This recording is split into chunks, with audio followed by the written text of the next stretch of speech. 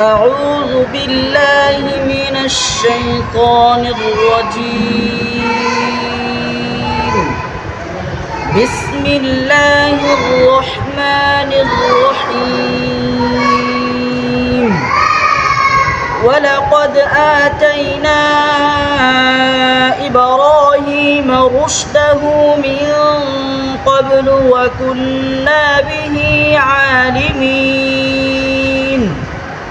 إذ قال لأبيه وقومه ما هذه التماثيل التي أنتم لها عاكفون.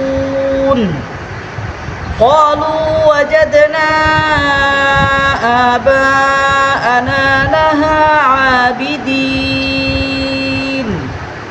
قال لقد كنتم أنتم وآباؤكم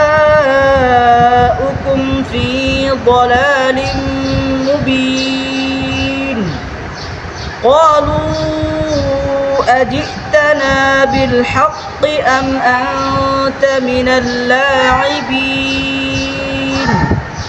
قال بل ربكم رب السماوات والأرض الذي فطرهن وأنا على ذلكم من الشاهدين. وتالله لأكيدن أصنامكم بعد أن تولوا مدبرين.